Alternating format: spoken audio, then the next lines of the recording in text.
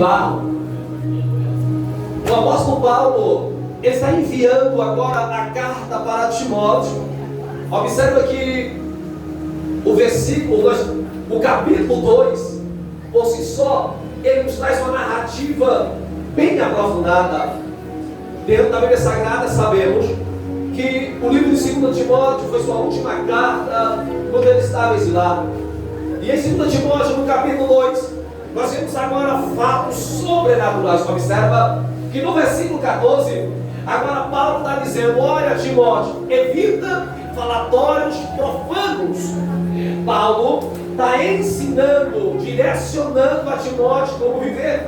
E o interessante é que no versículo 15 ele começa a dizer: procura te apresentar a Deus aprovado. Primeiro pilar, Deus tem que aprovar o teu chamado.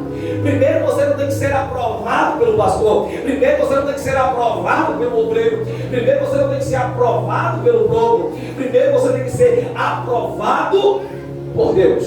Por quê? Porque quando eu me coloco como homem e mulheres aprovado por Deus, o meu ministério, a minha chamada, ela se alavanca, pastor Tássio. É interessante que depois que Paulo traz o versículo 15, ele traz o 16, falando também: evita agora, Timóteo, ou falar falatório profano. Mas quando chega no versículo 20, ele está dizendo: em uma casa não há somente vasos de ouro e de prata, há também vasos de madeira e de barro. Observa, ele está dizendo: primeiro ele fala sobre vaso de ouro, primeiro ele fala sobre vaso de prata, terceiro ele fala sobre vaso de madeira, e por último ele fala sobre vaso de barro. Observa que primeiro vem o ouro, porque se destaca. Primeiro vem a prata, segundo vem a prata, porque se destaca. Terceiro vem a madeira, porque é um artifício bem feito pelas mãos humanas. E deixa por último o quê? O barro,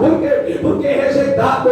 Mas eu olho para o último e vejo ele em primeiro. O vaso de ouro, o vaso de prata e o vaso de madeira, se colocar no fogo, o que acontece? Opa, o que acontece? E se botar o vaso de barro? Então você não está entendendo. Assim é muitas pessoas, quando passa pela aprovação, quando passa pelo problema, se queima logo, desiste logo, mas coloca o vaso de barro na presença do fogo. Quanto mais coloca o vaso do fogo, mas ele fica firme, mas ele fica duro, pastor Tássio, mas ele fica resistente. É isso que Deus está dizendo. Quanto mais prova, mais resistente você fica.